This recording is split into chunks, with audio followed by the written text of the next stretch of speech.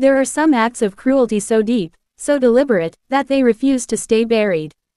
They linger. They stain the land. And sometimes, they answer back. In December of 1854, on a cotton plantation in rural Georgia, an overseer named Silas Hargrove died in a way no one could fully explain. 7 people stood as witnesses to his final moments. 7 people told 7 different versions of what they saw. Fear bent their memories. Silence shaped their words. The county coroner filed his report on December 26, 1854. In the margin, one word had been written and then crossed out with such violence that the pen tore through the paper itself. Beneath it, written in different ink, were the words, "Natural causes." But the photographs taken of Hargrove's body told another story. His neck bore dark marks, pressed deep into the flesh, arranged in a pattern that looked intentional. Almost careful. The doctor examining him wrote that he had never seen injuries like them before. He could not explain them. And he did not try again. Before we go any further, do something for me. Subscribe to this channel and turn on notifications. Stories like this one, pulled from sealed records and forgotten archives, do not surface often. And tell me where you are listening from right now. Drop your city or state in the comments. You may be closer to places like this than you think. The Thornhill Plantation sat deep in the low country of Georgia, near the Ogeechee River, where red clay met thick pine forests and the air stayed heavy year-round. By 1854, Thornhill had grown into one of the most profitable cotton plantations in the region. Nearly 2,000 acres of land. More than 140 enslaved men, women, and children forced to work it. The main house rose above the fields like a monument to stolen labor. 3 stories tall, white columns. Wide porches that wrapped around the structure like open arms. It could be seen from miles away across the flat land. Spanish moss hung from the old live oaks lining the long dirt drive, shifting slowly with the breeze, making the shadows look like they were moving on their own. Edmund Thornhill inherited the plantation from his father in 1848. He was 35 years old, educated, polished, and proud of what he called progress. He studied business at the College of Charleston and expanded his wealth beyond cotton into shipping and banking. He spent most of his time in Savannah, leaving the daily operations of the plantation to others. To Thornhill, the plantation was a system. Numbers on a page. Productivity. Profit. Loss. He kept careful records of every bale of cotton, every expense, every transaction. But he never recorded suffering. The people forced to work his land were listed only as property, valued by strength and output, replaced when broken. That responsibility fell to the overseer. Silas Hargrove arrived at Thornhill in the spring of 1852. He came highly recommended by plantation owners in South Carolina and Alabama. His letters praised his discipline, his efficiency, and his ability to maintain order. Order was Hargrove's religion. He was a short man, no taller than 5'7", but his presence filled space. His face was hardened by sun and years of authority. His eyes were pale gray, cold, always watching. His voice cut through the fields like a blade.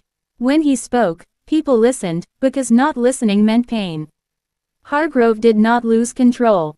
He calculated it. He believed fear worked better when it was slow. Measured. A man who picked cotton too slowly found his food reduced. A woman who spoke back was given the most punishing labor. Children who cried too much were separated from their mothers. He avoided leaving marks when possible.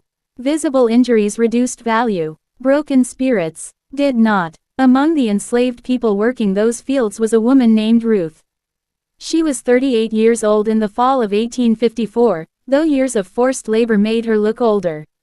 Her back was bent, her hands were rough and scarred, but her eyes remained sharp. Alive, watching. Ruth had been born on Thornhill Plantation. Her mother had been born there too.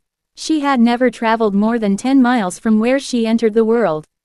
From before sunrise to after dark, she picked cotton until her fingers bled and her body screamed for rest. But Ruth was more than a field hand. She was a healer. Her knowledge passed quietly from mother to daughter, from grandmother to child, carried across the ocean generations before and reshaped by new land and new plants. Ruth knew which bark could lower a fever, which roots could stop bleeding, which leaves eased pain. She could set broken bones, treat burns, help women through childbirth. When a child fell sick, Ruth was called. When a man collapsed in the field, Ruth knelt beside him. When a woman went into labor in the night, Ruth guided life into the world with calm hands. She never announced herself, never asked permission. She simply did what needed to be done. That made her dangerous. Silas Hargrove did not trust what he could not control. Ruth's influence moved quietly through the quarters, beyond his reach. When people turned to her for help, they were not turning to him.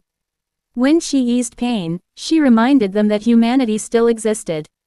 Hargrove could not allow that. In August of 1854, he ordered Ruth whipped for insolence. Her crime was asking permission to tend to a child burning with fever.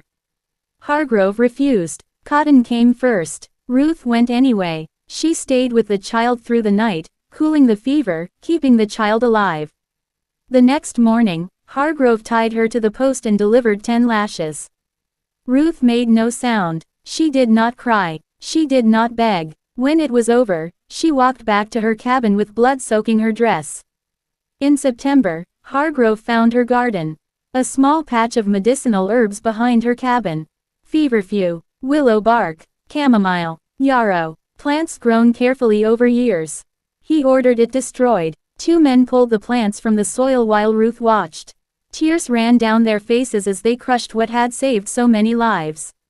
Ruth said nothing. After that, something in her changed. She grew quieter, distant, still working, still healing, but something hardened inside her. Something colder. Someone else noticed. A young woman named Dinah, 19 years old, recently sold to Thornhill. Bright, observant, Ruth had begun teaching her the old knowledge. Dinah would later be one of the 7 witnesses. And this was only the beginning. If you want part 2, say, continue, and I will take you deeper into what happened during the 23 days that followed. Part 2. The day the land went silent. Some moments are so cruel that they change the air itself. People who lived through them say the world feels different afterward. Quieter, heavier, as if the land remembers what human beings try to forget. December 3, 1854, was one of those days. The people of Thornhill Plantation would remember the cold long after the frost melted. They would remember the silence even longer. By that winter, Ruth had stopped teaching Dinah. The young woman still had the gift. She could identify plants by smell and touch. Her hands were gentle, her instincts strong. Ruth had seen it early and had started passing down everything she knew. But after the garden was destroyed, Ruth closed herself off. When Dinah asked questions, Ruth answered with only a few words. When Dinah spoke about the future, about healing others, Ruth turned away. It was as if she no longer believed there would be a future worth preparing for. Dinah felt it deeply. Knowledge was not just information. It was survival, and Ruth had gone quiet in a way that frightened her more than Hargrove ever had. Others noticed changes too. Joseph, the house slave assigned to Silas Hargrove, saw something unraveling behind the overseer's cold control. Hargrove had always been cruel, but now there was something sharp and unstable beneath the surface. He lashed out over nothing. Accused workers of plotting. Claimed tools were being sabotaged. His temper flared fast and burned hot. Joseph was 52 years old, gray-haired, careful in every movement. He had survived decades by staying unseen. He cleaned Hargrove's cabin, served his meals, listened without reacting. He had seen cruelty before, but this was different. This felt like obsession. In late November, Joseph found Hargrove's journal open on the desk. Joseph could read. It was a secret he guarded with his life. Before he could stop himself, his eyes caught the words on the page. The woman Ruth continues to defy me through her very existence. I will break her. I will make an example of her that will be remembered. Joseph closed the journal with shaking hands. He wanted to warn Ruth. But warnings could kill. Silence often kept people alive. So he carried the knowledge alone, like a stone in his chest. By early December, Ruth fell ill. The sickness came fast. A burning fever. A deep cough that shook her whole body. Some said pneumonia. Others whispered consumption. The older women spoke quietly of something deeper. They said the loss of her garden had broken her spirit. Whatever it was, Ruth faded quickly. She sweated through her clothes, then shook with cold. Blood stained the rags she pressed to her mouth. She could barely stand. Still, Hargrove refused to excuse her from work. "She's faking," he said. Trying to avoid labor, Dinah stayed with her at night. She brought water, sat beside her, whispered prayers. But without the garden, there was little she could do. Winter had buried most healing plants. The remedies she found were weak. Everyone knew Ruth was dying. December 3rd arrived cold and gray. Frost coated the ground. The wind cut through thin clothing. The workers gathered before dawn, stamping their feet, breath fogging the air. Ruth stood among them. She could not stand on her own. Dinah and another woman held her upright. A thin blanket hung from her shoulders. Her face was flushed with fever. Her eyes barely focused. Silas Hargrove stepped out of his cabin, ledger under his arm, riding crop in hand. He scanned the group. Then he saw Ruth. His face twisted. "You," he said, pointing. "You are still here." Ruth lifted her head slowly. "I can work," she whispered. Hargrove laughed softly. "You are worthless," he said. "A drain. Taking food, taking space, giving nothing back." He stepped closer. The workers went silent. "You think you matter," he said. "You think people need you. But you are nothing. Used up. Broken." Ruth's knees buckled. She fell forward, landing on her hands and knees in the frost. The blanket slipped away. Her body shook as coughing tore through her. Blood darkened her lips. Hargrove looked down at her. For a moment, satisfaction crossed his face. Then he spat. The saliva struck the back of Ruth's neck and slid beneath her collar. The sound was soft. The impact was not. The plantation froze. No one moved. No one breathed. Even the wind seemed to stop. Dinah felt something shift inside her. Something old. Something dangerous. Ruth stayed on her knees. She did not wipe the spit away. Slowly, with shaking hands, she lifted her head. Her eyes locked onto Hargrove. They were no longer weak. They were calm, and for the first time, Hargrove stepped back. Ruth spoke, her voice hoarse but steady. "You will remember this day." The words barely carried, but they landed heavy. Hargrove sneered and turned away. "Take her to the fields," he said. "If she dies working." But Ruth never made it to the fields. That night, her fever broke. Just before dawn, Ruth died quietly in her cabin, Dinah holding her hand. The women washed her body. They noticed something strange. The mark on her neck where Hargrove had spat had darkened. The skin looked bruised, pressed. The older women exchanged glances but said nothing. They wrapped Ruth in a simple cloth and sang softly. The next morning, Silas Hargrove woke screaming. And the 23 days began. If you want part 3, say, continue, and I will reveal what started happening to Silas Hargrove after Ruth was buried. Part 3. The promise made in the dirt. Some looks never leave you. They follow you into sleep. They surface in silence. And when they come back, they do not ask permission. Silas Hargrove would spend the rest of his life trying to forget the way Ruth looked at him that morning in the frost. He never succeeded. Ruth remained on her hands and knees, her breath tearing in and out of her chest, blood dripping from her mouth onto the frozen ground. With great effort, she raised her head. Her eyes locked onto Hargrove. She did not speak. She did not need to. What passed between them in that moment made several of the watching workers step back without realizing it. It was not rage. It was not hatred. It was recognition. A knowing that went deeper than words. The kind of knowing that sees past skin and name and station. It said, "I see you. I know what you are. And this is not finished." A cold ran down Hargrove's spine. For the briefest moment, fear touched him. Real fear. The kind that tightens the chest and steals the breath. He crushed it instantly, furious with himself for being shaken by a dying woman he considered property.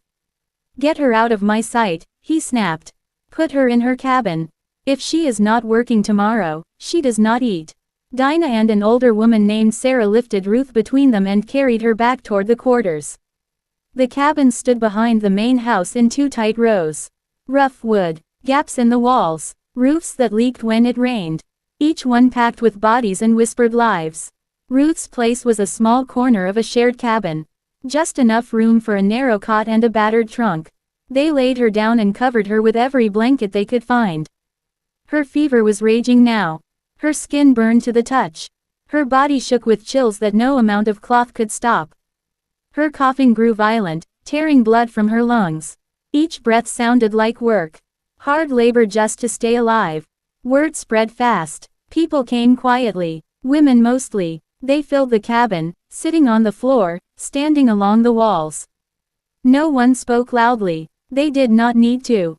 Everyone could see what was happening. Ruth was dying. She drifted in and out of consciousness. Sometimes she seemed to know who was there. Sometimes she reached for things only she could see. Her lips moved in murmurs that made no sense. Dinah stayed at her side. She wiped Ruth's forehead with cool water. Held her hand. Whispered comfort even as her own heart broke. Without the garden, without the herbs, there was nothing she could do but bear witness. By nightfall, death had settled in the room. Ruth's breathing turned uneven. Long pauses followed by sudden gasps. Her skin took on a gray color. Her lips darkened. The women gathered close, touching her, saying goodbye in small quiet ways. Near midnight, something changed. Ruth opened her eyes. Dinah would later swear they were completely clear. No fever. No haze. Ruth looked around the room, really looked, as if she was seeing everyone for the last time and memorizing them. Then her gaze fixed on Dinah. Ruth's hand tightened around hers with surprising strength. Dinah leaned close. Tell them, Ruth whispered. Her voice was thin but steady. Tell them some debts get paid whether you believe in the reckoning or not. Tell them cruelty has a cost. Tell them to remember. Dinah nodded through tears. I will tell them. I promise. Ruth smiled. A small peaceful smile crossed her face. She closed her eyes. Her breathing slowed, became gentle. Just before dawn on December 4, 1854, Ruth took one final breath and did not take another. The cabin fell silent. Sarah reached out and closed Ruth's eyes. She is free now, she said softly. They buried Ruth that same day. The cemetery sat at the edge of the plantation. A simple clearing. No stones, only rough wooden markers that would not last long. Still, everyone knew who lay there. Names passed down like prayers. The entire enslaved community followed her to the grave. They sang as they walked. Songs of rest, songs of crossing over, songs layered with meanings white ears could not hear. Ruth was wrapped in a clean sheet. 6 men lowered her into the red Georgia clay. One by one, people stepped forward and dropped handfuls of dirt onto the grave. Dinah was last. She looked down and spoke quietly. I will remember. I will tell them. Edmund Thornhill was not there. He was in Savannah. When he later learned of Ruth's death, he asked only one question. Would it affect productivity? Silas Hargrove did attend. He stood apart, watching. His face was flushed. His hand kept drifting to the back of his neck. Scratching, pressing, as if something beneath the skin irritated him deeply. When it was over, he raised his voice. Back to work. Morning time is over. The people hesitated, just for a second. Then they turned and walked toward the fields. Joseph noticed something as Hargrove turned away. The overseer stumbled, just slightly, as if dizzy. He put a hand to his forehead, then straightened and walked off quickly. That night, Hargrove complained of a headache. Joseph brought his dinner and found him sitting at his desk, staring at the wall. The food went untouched. Hargrove rubbed the back of his neck until the skin turned red. And far beneath the red Georgia clay, something had begun. If you want part 4, say, continue, and the 23 days of terror will truly begin. Part 4. The first night. Some punishments do not come all at once. They arrive slowly, testing belief, bending reason, waiting until denial breaks. The night after Ruth was buried, Silas Hargrove did not sleep. At first, it was just the headache. A deep pressure at the base of his skull, pulsing like a second heartbeat. He drank water, then whiskey. Neither helped. Every time he leaned back in his chair, the pain sharpened, as if something inside his neck resisted rest. Joseph noticed it immediately. The overseer paced his cabin long after dark, boots thudding across the floor, stopping only to rub the back of his neck with rough fingers. The skin there was already irritated, red from constant scratching. Joseph kept his eyes down. Silence was safety. By midnight, Hargrove began to sweat. The cabin was cold, but his shirt clung to his back. He muttered to himself, words Joseph could not fully hear. Once, clearly, he said a name. Ruth. Hargrove stopped pacing and turned sharply toward the corner of the room. Who was there? He snapped. No one answered. The lantern flame flickered, though there was no wind. Shadows stretched long against the walls, then snapped back into place. Hargrove swallowed hard. Enough of this, he said aloud. You are tired, that is all. But when he finally lay down, sleep did not come easy. When it did, it came wrong. He dreamed of the field in winter, the cotton stripped bare, the land silent. Ruth stood at the far edge of the rows, her back to him. He called her name, furious that she ignored him. She turned slowly. Her neck was darkened with marks, pressed deep into the skin. Not wounds. Impressions. Like fingers. Hargrove woke choking, his hand clamped around his own throat. The pain in his neck had spread. It felt tight, swollen, as if the skin no longer fit right. He stumbled to the mirror and lifted the lantern. Faint marks ringed the back of his neck. He leaned closer. The marks faded as he watched, blending back into skin. Hargrove stepped away, heart racing. You are imagining things, he told himself. At dawn, he was already awake. The headache remained, the irritation in his neck worse. He wrapped a scarf around it before stepping outside, though the morning was not that cold. The plantation moved like it always had. Bells rang, people gathered, cotton sacks were lifted. On the surface, nothing had changed. But underneath, everyone felt it. Dinah noticed first. As the workers moved into the fields, a strange quiet followed them. No birds, no insects, even the wind seemed hesitant. When she bent to pick cotton, the air felt heavy, thick, like a storm building without clouds. She glanced toward Ruth's grave at the edge of the land. For just a moment, she thought she saw movement there. A shifting shadow. Then it was gone. That afternoon, Hargrove lashed out at a man for dropping his sack. The punishment was harsh and unnecessary even by his standards. When it was over, Hargrove staggered back, gripping his neck, breath coming fast. Joseph saw it. That night, the overseer refused dinner again. The second night was worse. Hargrove woke screaming. Joseph rushed in to find him sitting upright in bed, eyes wild, clawing at his neck. She is standing there, Hargrove shouted. She is watching me. There was nothing in the room. Joseph said nothing. He handed Hargrove water with shaking hands. The overseer drank, then laughed sharply, embarrassed. Bad dreams, he said. That is all. But when Joseph turned away, he saw something that made his blood run cold. Bruises were forming along Hargrove's neck. They were not random. They curved. The third day, Hargrove snapped at everyone. He accused workers of whispering, of watching him, of smiling behind his back. He ordered extra patrols at night. No one slept much. That evening, Dinah heard singing near the cemetery. Low, slow, familiar. She recognized the tune. It was an old song Ruth used to hum while working. A song about crossing water. About rest. Dinah froze. The sound drifted across the fields, soft enough that she wondered if she imagined it. Then it stopped. The third night, Hargrove locked his door. It did not help. He dreamed again. This time, he was standing over Ruth's grave. The earth moved, cracked. A hand broke through the dirt and grabbed his ankle. He woke with a scream and fell from the bed. The bruises on his neck were darker now. Clearer. Finger marks. On the fourth morning, Hargrove did not come out at dawn. Joseph found him sitting at his desk, staring at the wall, eyes sunken, skin pale. You look unwell, Joseph said carefully. Hargrove laughed weakly. She will not leave me alone, he whispered.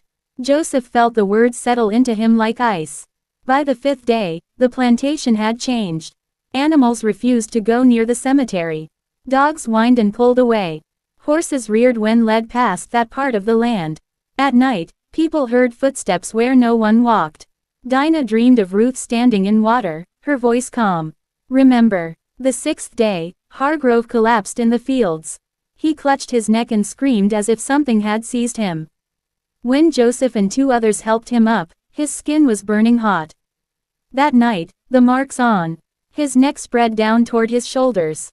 They looked like hands. 7 people would later say different things about what they saw during the days that followed. But all of them agreed on one thing. Whatever had started after Ruth was buried was no longer subtle. It was growing, and it was not finished. Continue, when you are ready for part 5, when the plantation begins to understand that the dead are not always done speaking. Part 5, The Hands in the Night. Some fears do not belong to the living. Some belong to the dead. And when those fears reach across the boundary, the living are forced to see what they have ignored for too long. The 5th night after Ruth's death began like any other. The wind had shifted, carrying a damp chill that pressed into the bones of anyone who dared step outside. The quarter cabins were silent, but not empty. Every sound, the scraping of a pot, a coughing fit, a floorboard creak, felt magnified. Every shadow seemed to move just a little too quickly. Joseph could feel it first. He had been awake, as he always was at night, listening. Hargrove's cabin door was shut. But he could hear noises that did not belong. Low scratching, like fingernails on wood, followed by a faint whisper that seemed to echo Ruth's name.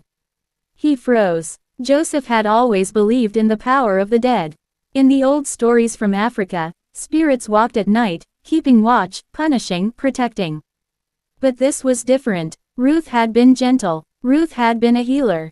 What could have followed her beyond the grave? Across the plantation, Hargrove writhed in his bed. Sweat poured down his face. The bruises along his neck pulsed as though they had a life of their own. He screamed something Joseph could not understand, then clawed at the skin until his hands were raw. He leapt from the bed and ran to the window, throwing it open. The cold night air slammed into him, but it brought no relief. Outside, the moonlight lit the field where Ruth had been buried. Something moved near her grave. Hargrove froze. The outline of a figure stood there, thin and shrouded in shadow. But it was not the figure of a woman. It was something taller, stretching and twisting, impossibly still. He blinked, rubbed his eyes, but it did not go away. The sound of soft singing floated from the edge of the woods. He recognized it immediately. The song Ruth had hummed while working. He staggered back from the window. "This is impossible," he whispered. "She is dead." The cabin door creaked. Hargrove turned slowly. Joseph was standing there, hesitant, eyes wide. "It's her," Hargrove said. He pointed to the grave. "She's here. She's watching me." Joseph said nothing. He had seen too much in his life to argue. He only watched. By the time the first rooster crowed, Hargrove had not slept, had not eaten, had barely spoken. His neck was swollen, bruised in the shape of fingers, and the pattern seemed to have multiplied, crawling across his shoulders. That morning, Hargrove's behavior shifted again. He yelled at the workers for minor mistakes. He swung the riding crop wildly, striking at anything that moved. People stepped back, fearing for their lives, but no one challenged him. They had learned in months and years that survival meant silence, compliance, and careful observation.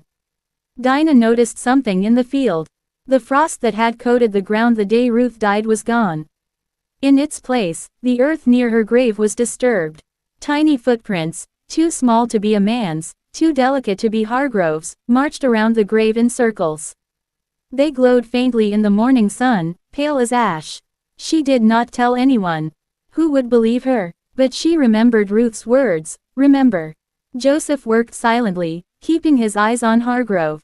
The overseer scratched at his neck, compulsively, muttering that people were watching, that they were conspiring. But the truth was far worse. Something beyond the living was present, something that had waited for him to break Ruth, to humiliate her, to treat her life as nothing. By the second night, Hargrove's body betrayed him.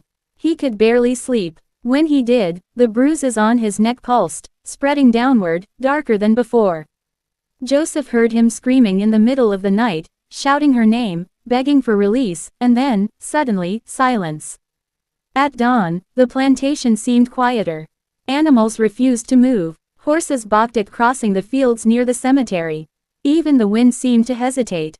Then it began. A knocking. Not at the door, not at the window, but from inside Hargrove's body. He screamed when he felt it. His arms jerked violently, his shoulders convulsing. Joseph watched in horror as he fell to the floor, clutching the bruises on his neck. By day, the marks had spread. Not just the neck. His arms, chest, even his hands showed the deep impressions of fingers, pressing in as if unseen hands were kneading him alive. Workers whispered among themselves, casting fearful glances toward the overseer's cabin. Some said it was punishment from the heavens. Others said the dead were walking now. But no one dared speak loudly. Not yet. That afternoon, Dinah ventured toward Ruth's grave. She knelt beside it, touching the earth with trembling fingers. The soil was warm, moist, almost breathing beneath her hand. She felt a pulse, faint but insistent. It was as if the earth itself remembered. She closed her eyes and whispered Ruth's name. Remember, the words came back, carried on the wind. Remember. By nightfall, Hargrove had locked himself inside his cabin. He refused to eat. He refused to speak to anyone. The bruises now covered most of his upper body. Finger-like impressions twisted and writhed as if alive. Joseph stayed close, silently bringing water and bread. Hargrove snatched the plate away, throwing it across the room. They are coming, he whispered. She is here. I can feel her. Joseph said nothing. He had nothing to offer. The overseer was no longer a man in control. He was prey. Outside, Dinah heard it. Footsteps circling the cabin. Low murmurs in a language she did not recognize but understood. The wind carried faint humming, like Ruth's lullaby from the field. And then a shadow appeared at the window. Tall, thin, impossibly still. She could not see a face. But she knew it was Ruth. Not the Ruth she had known, warm and alive, but something else. Something patient. Something waiting. Dinah gasped and stumbled backward. The shadow faded, leaving a cold emptiness in the cabin. Hargrove screamed again. His body convulsed as if unseen hands were tightening, squeezing, punishing. By the fifth night, it had begun to spread beyond Hargrove. Workers reported chills in empty fields. Footsteps when no one walked. Whispers carried on the wind. Even Joseph could feel the weight of something watching, something demanding justice. Dinah understood. This was only the beginning. Ruth's death had set something in motion. Something patient. Something that would not rest until debts were paid. And somewhere in the night, as Hargrove writhed and screamed in his cabin, the land seemed to hold its breath, waiting to see what would happen next. If you are ready, I can continue with part 6, where the terror escalates and the Thornhill Plantation begins to unravel completely, exposing the full reckoning that Ruth's spirit has begun.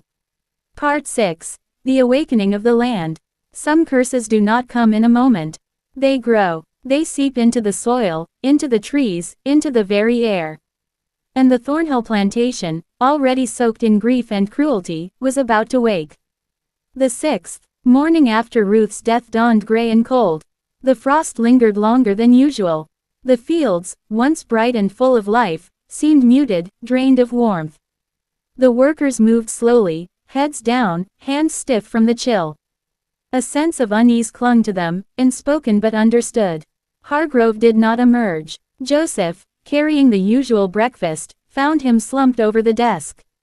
The bruises along his neck and shoulders were darker, more pronounced. They no longer looked like marks left by fingers. They were deep, angry impressions that seemed to shift when Joseph tried to look directly at them. She is watching, Hargrove muttered, voice trembling. Joseph said nothing. He had learned long ago that speaking could be dangerous. By mid-morning, strange occurrences began to ripple through the plantation. Horses refused to move near the cemetery. Chickens clucked uneasily and huddled in corners. The wind carried a soft murmur, almost like singing, but the tune was faint and fragmented, like whispers just beyond understanding. Dinah noticed it first while collecting firewood near the edge of the fields. The ground around Ruth's grave had shifted. Small mounds of earth had risen, almost like hands pressing up from the soil. The smell was faint at first, but unmistakable, damp, iron-like, the scent of something that had been buried too briefly. She stepped back, heart hammering. Remember, she whispered. Remember. The words felt like a warning and a command at once. By noon, Hargrove had left his cabin. Or rather, he had stumbled out, pale and shaking, clutching his neck. His eyes darted to every corner of the plantation. Every shadow seemed to hold a figure. Every sound suggested someone watching him. He lashed out at workers for minor missteps, punishing them with a ferocity even he could not fully control. Joseph followed silently, careful not to draw attention to himself. That afternoon, Dinah heard children crying near the edge of the fields. She ran toward them, heart in her throat, and saw a small group of workers frozen in place. In the center, footprints appeared to have formed in the dirt, tiny, delicate, too light for any adult man. The patterns were circular, like a slow ritual. She bent down and touched the soil. The earth pulsed beneath her fingers, faintly but unmistakably. It was as if the land remembered Ruth, remembered the pain she had endured, the injustices she had suffered. By evening, Hargrove was unrecognizable. His face was flushed and streaked with sweat, eyes wide with panic. The bruises on his neck and shoulders had begun spreading down his arms. They were no longer confined to his upper body, they now seemed to crawl, moving with a life of their own. Joseph brought dinner, but Hargrove threw the plate across the room. "They are coming," he shouted. "She is here, I feel her." Joseph remained calm. He had seen fear before, but this was unlike anything he had ever witnessed. Hargrove was no longer in control of his own body, no longer in control of the plantation, no longer in control of reality. Outside, the wind shifted, carrying the faintest echo of singing. Dinah recognized the melody instantly. It was Ruth's lullaby, the one she hummed while working in the fields. The sound seemed to emanate from everywhere and nowhere. By nightfall, the plantation was alive with whispers. Workers reported seeing shadows moving among the trees, shapes that seemed almost human but wrong in subtle ways. Joseph heard footsteps pacing along the fences where no one could be. Horses whinnied at nothing. In the middle of the night, Hargrove screamed. His body convulsed violently. The bruises on his neck and shoulders seemed to grip him like hands of iron. He clawed at them, trying to tear them off, but they did not yield. The workers in the quarters huddled together, listening to the sounds of the overseer's torment. Fear was thick, but so was understanding. They had all seen cruelty. They had all endured it. But this was something beyond human justice. Something beyond reckoning. Dinah knelt beside Ruth's grave, hands pressed into the cold soil. She whispered a prayer. "Remember," Ruth seemed to reply, "remember." By the seventh day, even Edmund Thornhill, far away in Savannah, received disturbing news. Reports came of Hargrove's strange behavior, the bruises spreading across his body, the screams at night, the animals acting strangely. The plantation was unmanageable. Productivity had fallen. The workers whispered about a presence in the fields, something that moved when no one was there. Thornhill sent a messenger. But by the time he arrived, Hargrove was beyond reason. He raved about shadows and whispers, about hands and eyes that followed him. His face was a mask of fear, his body twisted as the marks on his skin continued to spread. That night, the boundaries of the plantation seemed to shift. The wind carried voices, sometimes calling names, sometimes just murmuring, sometimes singing. Shadows moved across the fields, flickering in the moonlight like flames. Dinah watched from the quarters, shivering but resolute. She understood now what Ruth had meant. Some debts get paid. Some reckonings do not wait for the living to grant permission. By midnight, Hargrove could no longer move. He collapsed in the middle of the yard, clutching his neck, screaming in a voice that no human could bear to hear. Joseph and a few brave workers approached cautiously. He raked at them with his fingernails, as if trying to scratch away what had claimed him. The land itself seemed to pulse. The air vibrated with a quiet, relentless force. It was not anger, not exactly. It was justice. Ruth's justice, patient, unstoppable, unavoidable. And the plantation felt it too. Every tree, every stalk of cotton, every animal, every blade of grass seemed to tremble with recognition.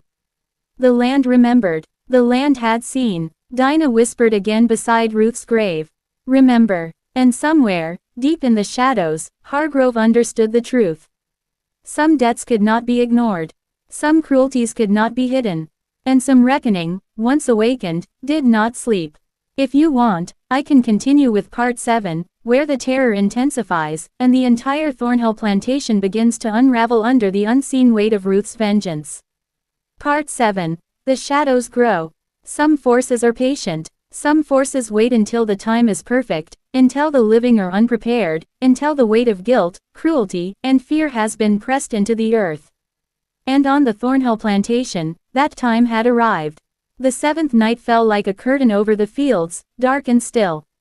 The air carried a damp, earthy scent, thick with the memory of frost and blood.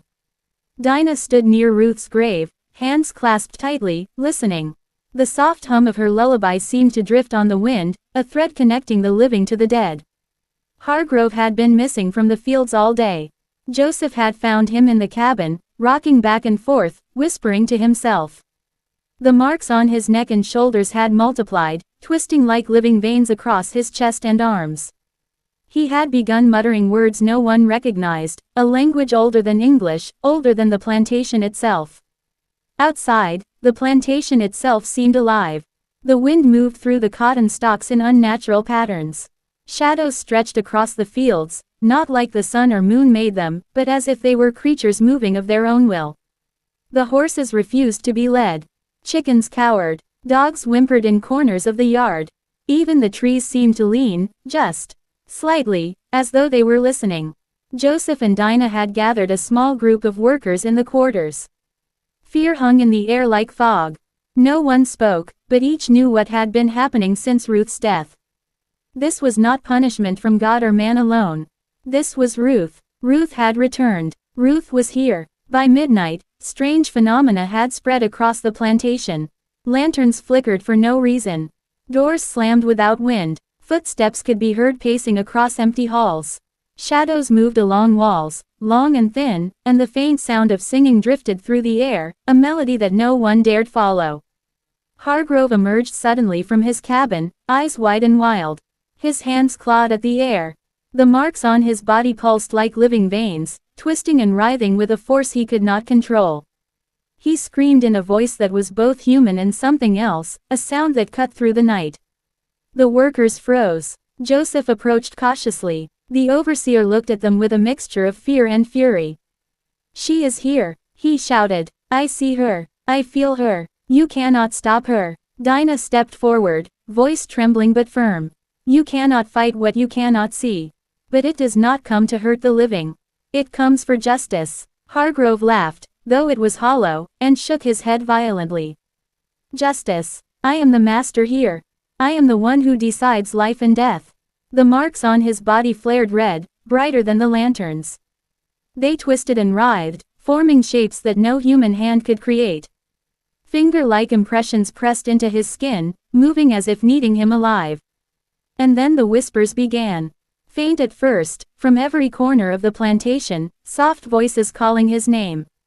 Hargrove screamed and fell to the ground, thrashing, trying to escape, but there was nowhere to run. Dinah held her breath. Joseph did the same. They had seen fear before. They had seen cruelty. But this was beyond human comprehension. This was reckoning. The wind picked up, carrying the sound of soft singing. Ruth's lullaby, clear and haunting, drifted across the fields. The lanterns flickered violently. Shadows stretched long across the ground, forming shapes too large and unnatural to be human. Hargrove clawed at his neck, then his chest, then his arms. The marks spread, connecting across his body in a network of bruises and impressions that seemed alive.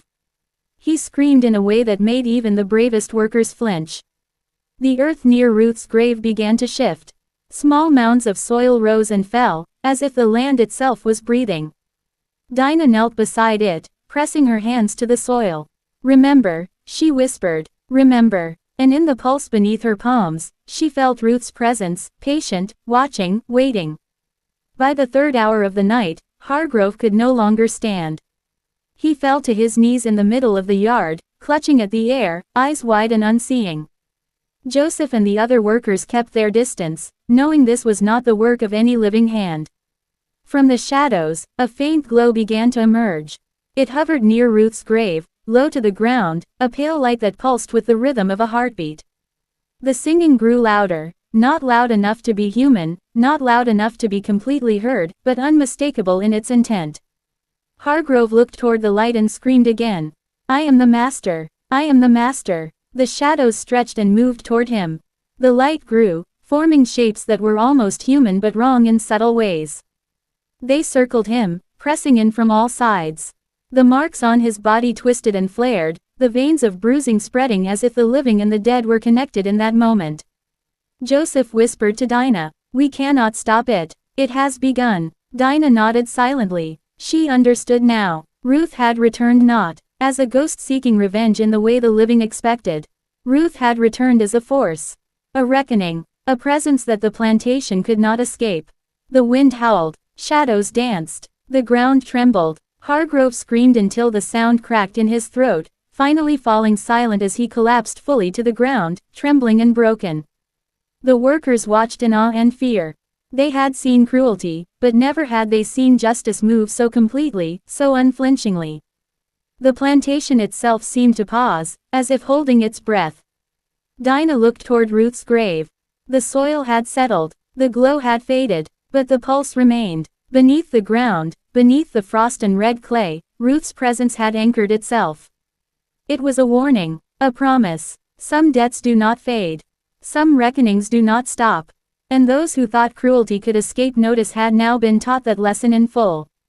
The Thornhill Plantation would never be the same.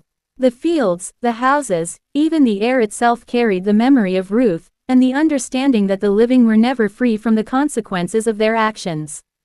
And somewhere, in the shadows that stretched across the cotton fields, the overseer writhed and moaned, the bruises pulsing, a living testament to the reckoning that had begun.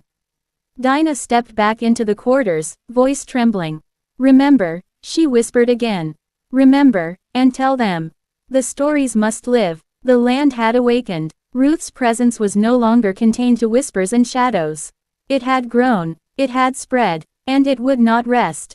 If you are ready, I can continue with Part 8, where the plantation spirals into chaos, and even Edmund Thornhill begins to feel the terrifying consequences of what has been unleashed. Part 8. The plantation unravels.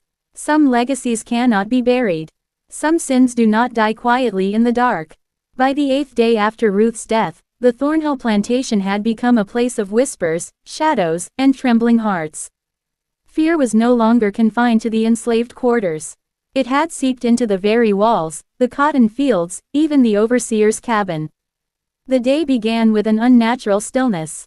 No birds sang. No horses stirred. Even the wind seemed to hesitate, as if afraid to move. Dinah walked cautiously through the quarters, checking on the other women. Whispers had spread overnight. Workers spoke of shadows that moved against the moonlight, of faint singing that drifted through the air, of glimpses of figures that disappeared the moment anyone tried to focus. Joseph had kept a watch on Hargrove since the night before. The overseer's condition had worsened. Bruises, dark and twisted like living veins, had spread across his chest and arms. His hair was damp with sweat, his eyes wild, darting to every corner as if expecting Ruth herself to emerge from the shadows. He muttered constantly, in a language Joseph did not recognize, a mixture of words and sounds that carried anger, fear, and confusion all at once. By mid-morning, the first disruptions in the plantation's operations became apparent. Horses refused to move toward the fields. Workers who tried to drive them were met with kicks, panic, and inexplicable resistance. Cotton wagons toppled for no reason, the wheels catching invisible obstacles in the soil. Tools went missing, only to reappear hours later in impossible locations. Dinah knew the cause. Ruth had awakened something. The land itself remembered her cruelty, her suffering, and her power. It was responding in ways that no one could control. Hargrove stumbled from his cabin at noon, pale, shaking, and muttering that he could see her, that she was everywhere, watching. Joseph and a few other men followed at a distance, fearful yet compelled to witness what was happening. The overseer yelled at the workers to continue their tasks, but no one moved. Even he knew instinctively that this was beyond punishment, beyond control. By afternoon, the entire plantation seemed to pulse with unease. The cotton fields shimmered in the heat of the winter sun, though no heat was present. Shadows stretched unnaturally long across the ground. The trees groaned as if bending to some unseen force. And over it all, Faint whispers carried through the air, sometimes calling Hargrove's name, sometimes just murmuring, unintelligible yet undeniable. Joseph watched from a distance as Hargrove fell to the ground, clutching his head, screaming that the hands were coming, that the earth itself wanted him. The bruises on his neck and shoulders had multiplied further, forming deep impressions that seemed to move and pulse like living creatures. Dinah approached Ruth's grave. The soil had shifted again. Small mounds rose and fell as though breathing. Her hand pressed against the earth, and she felt a pulse, rhythmic and insistent, like a heartbeat beneath the ground. Remember, the words seemed to come again, carried on the wind. Remember and tell. As evening fell, the shadows lengthened and thickened. Workers reported seeing figures moving through the fields, figures that were impossibly tall and thin, their faces obscured, their presence unmistakably menacing. Chickens and horses scattered. Dogs whimpered. Even the wind carried a sense of being watched. Hargrove remained in the yard, screaming and clawing at the marks on his body. His voice echoed through the fields, bouncing off the trees and reaching the quarters, where the enslaved people huddled in fear. But there was something different tonight. His fear had turned into a kind of madness, a terror that seemed to feed the very forces that were punishing him. By nightfall, the disturbances intensified. The overseer's cabin shook as if gripped by invisible hands. Lanterns flared and dimmed. Hargrove screamed in tongues, words that carried through the night and into the quarters, chilling the blood of those who heard them. Shadows danced along the walls, twisting into shapes too horrific to name. Dinah stood near Ruth's grave, hand pressed to the soil. The whispers were louder now, forming words she could understand. They spoke of justice, of memory, of reckoning. They spoke of cruelty that cannot be ignored and of debts that must be paid. The enslaved workers huddled together, trembling, listening to the sounds of Hargrove's torment. They had endured cruelty, but this was not the usual punishment from man to man. This was beyond human comprehension. This was the land itself, the spirit of Ruth, exacting judgment. Somewhere in the shadows, a figure moved. Not Ruth, not quite, but something like her, something patient, something inevitable. Hargrove screamed again, falling to the ground, clutching at the air, trying to tear away what had claimed him. Joseph whispered to Dinah, "It has begun. It cannot be stopped." Dinah nodded silently. She understood now that Ruth's presence had grown beyond a single grave. It had spread across the plantation, into the soil, the air, the very structures built on cruelty and fear. The Thornhill Plantation itself was awakening. By the early hours of the morning, Hargrove could barely move. The bruises had spread across his entire upper body, crawling down his arms, his chest, his back. His eyes were wide and unseeing. His voice had broken into incoherent sounds, a mixture of rage and terror. The wind carried the faintest echoes of Ruth's lullaby. Shadows twisted across the fields, and the soil near her grave continued to pulse. Dinah understood that this was just the beginning. The plantation would never return to normal. The land had remembered. The living had been warned. And far away in Savannah, Edmund Thornhill would soon hear of the chaos. But the consequences of Ruth's death had already begun. The overseer's torment, the disturbances across the fields, the shadows that moved with a mind of their own, these were only the first signs. Dinah whispered again into the night. "Remember," she said, "tell them. The story must live." And somewhere, deep in the shadows, the forces that had awakened under Ruth's influence waited. Patient, unyielding, unstoppable. The Thornhill Plantation was no longer just a place of work, of suffering, or of cruelty. It had become a living reckoning, a testament to the power of memory, of justice, and of those who would not be forgotten.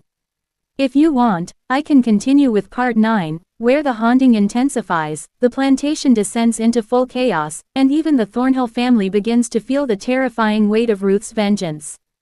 Part 9. Chaos takes hold. Some nights are darker than others. Some nights feel alive, filled with whispers, shadows, and a sense that the world itself is watching. By the 9th day after Ruth's death, the Thornhill Plantation had become such a night, a place where fear and memory collided, and no one was safe. It began just before sunset. Dinah was in the quarters, checking on the other women, when she heard it, the faint sound of singing drifting across the fields.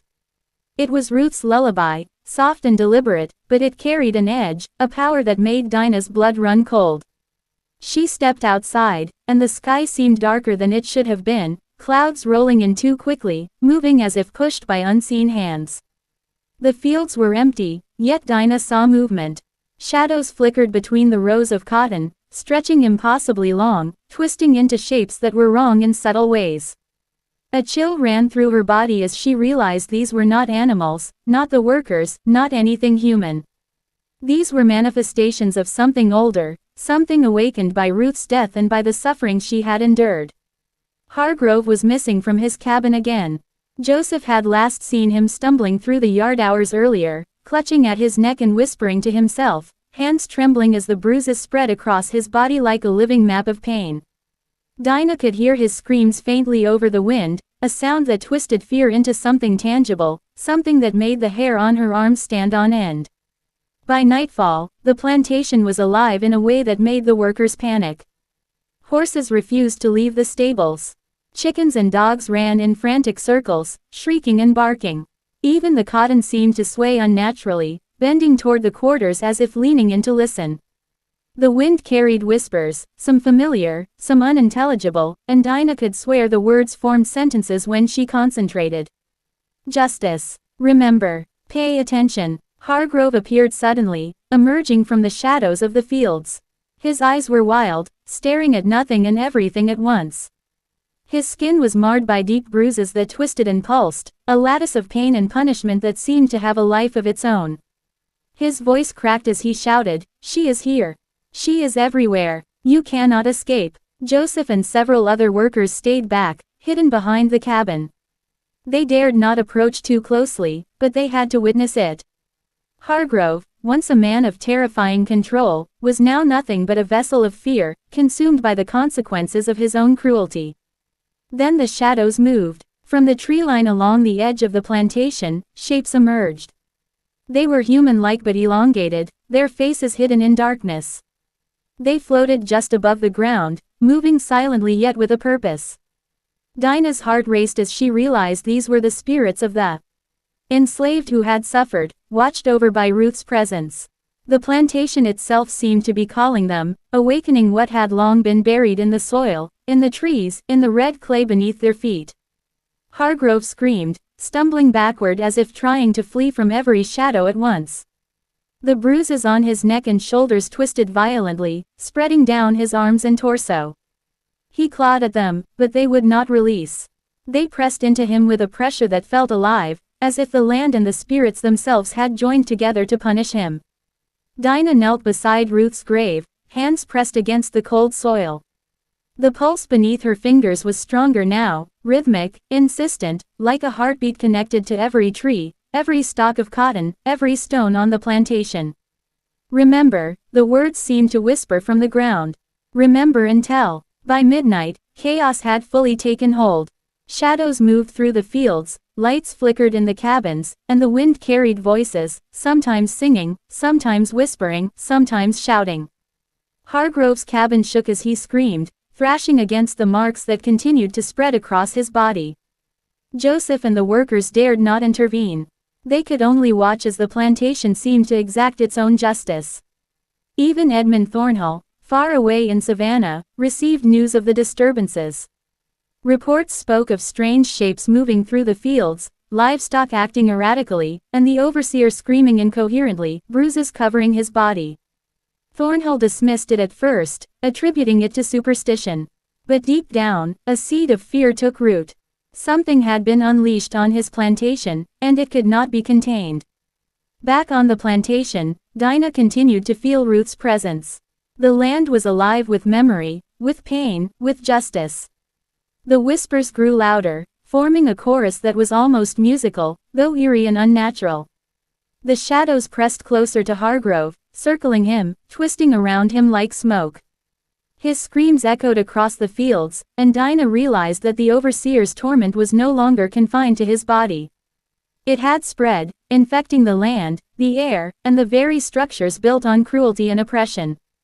Then came the smell. It was faint at first, like damp soil and iron, but it grew stronger, filling the air with the metallic tang of blood. Dinah recognized it immediately. The plantation itself was mourning, responding to the injustice, calling forth the power of the past to confront the present. She whispered a prayer, pressing her hand to Ruth's grave. The pulse beneath her fingers quickened, urgent, alive. Remember, remember, remember. Hargrove fell to his knees in the center of the yard, clutching at the air, screaming for mercy that would not come. The bruises on his body glowed faintly in the moonlight, pulsating as if synced to the heartbeat of the land.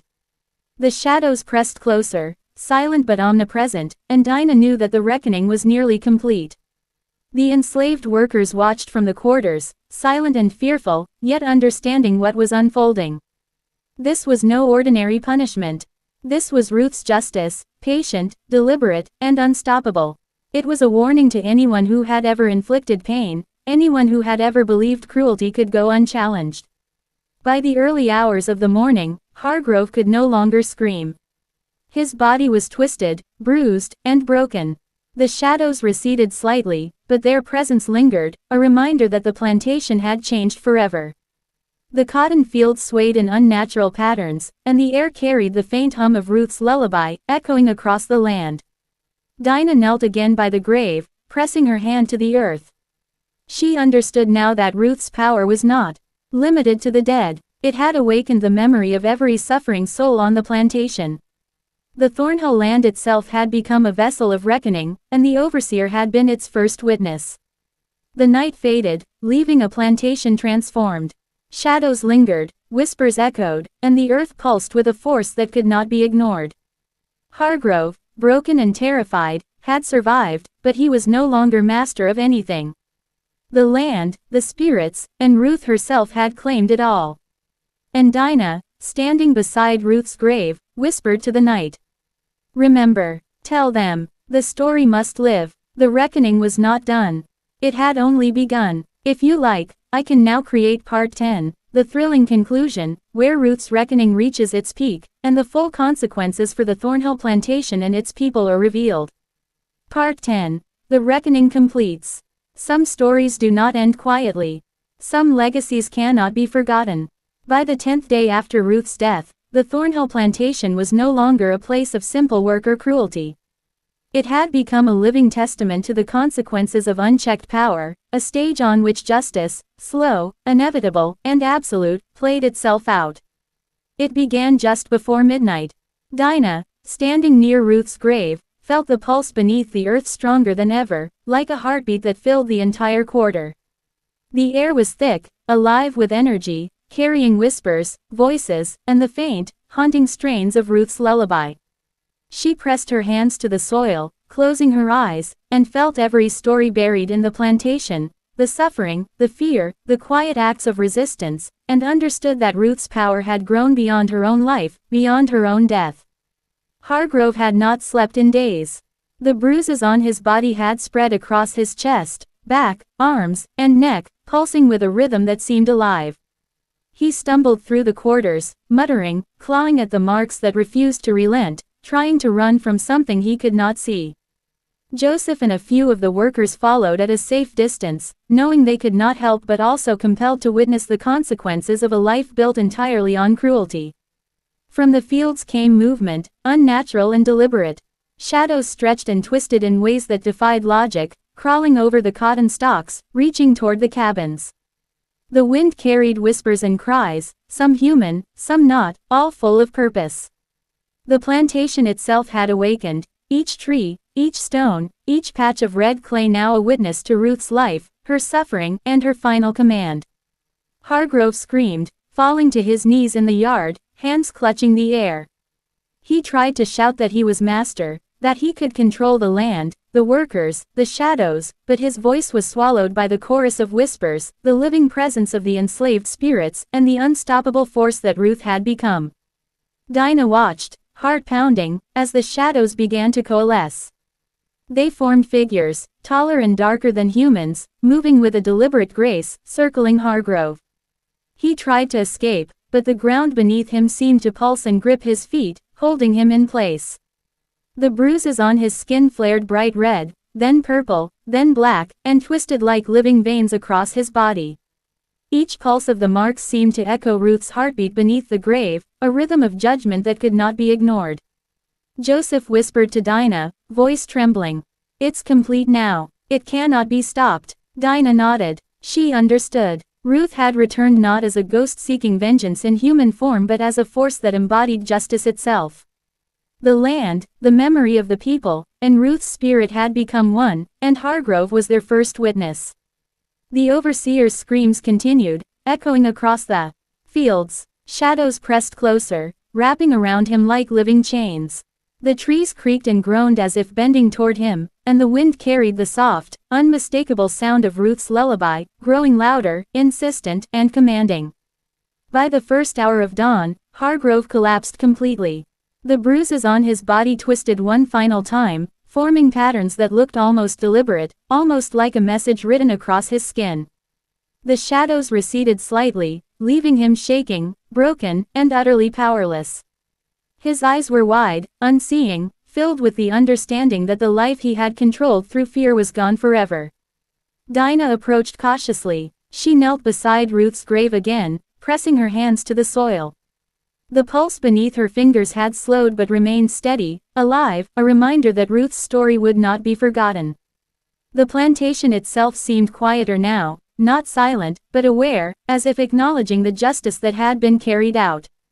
The workers emerged from the quarters cautiously, eyes wide, whispering among themselves. The fields were no longer still, but there was a new energy in the air, a sense of release, a sense that the land had been cleansed in some way.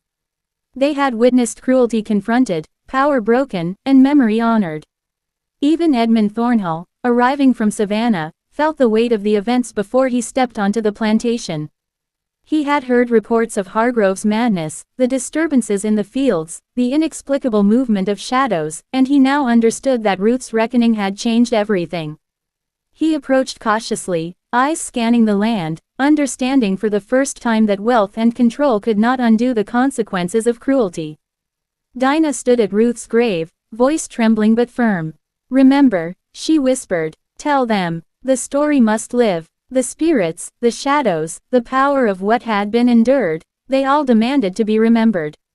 The plantation would never be the same.